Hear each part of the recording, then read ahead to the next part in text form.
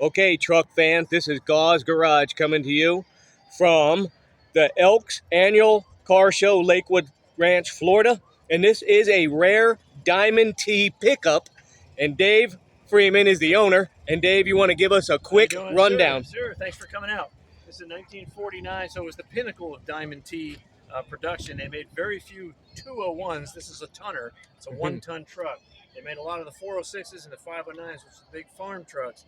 But this was more of a service vehicle for those farmers out in the Midwest. I see. It's got a Hercules straight six and the accessory hubcaps on it. It's just a really super rare truck. You don't see many of them here in the South. They were mostly in the Midwest because they were made in Chicago.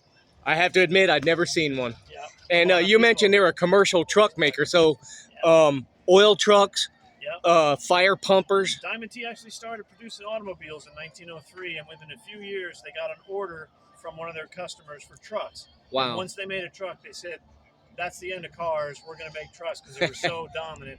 This was known as the Cadillac of trucks back in the day. It is so well built. Testament to Diamond T. And that the diamond here is what signifies luxury, and T was Charles A. Tilt. Oh, so okay, Charles cool. A. Tilt's father was in the shoe business, and he worked for his dad in the factory, and then he started his car company. Okay. So T for tilt and diamond for quality, and it was a really nice truck back Fantastic. then. It's still really nice now. What'd they do for power, like on the engine here? This was a Hercules straight six with a whopping 85 horsepower.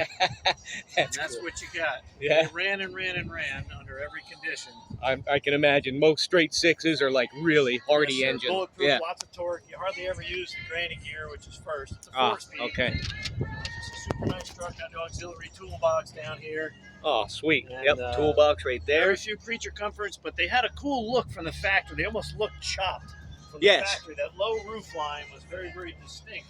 A lot of hot rodders love these for that reason. Oh, I bet. So, I bet. Just a really neat, sturdy old truck. Fantastic. Yes, sir. Well, I'll tell you what, Dave, thank you for showing us the vehicle. You are very welcome. It's something else, and I've never seen one, but guess what? Now I know. There you go. Yeah, that's the nice thing about having one of these. You're not going to see another one at a car show parked next to you. Absolutely. Yeah. All right, folks. And there you have it from Dave Freeman, the owner of this Diamond T truck.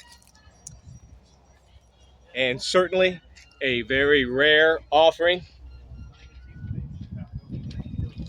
And we'll end up with the information on the front. In the 50s, Rio bought, they merged with Diamond, and it became Diamond Rio. Okay. Right? And then White eventually bought Rio, and then Volvo now owns White. So essentially... And this is Gause Garage. Thank you very much.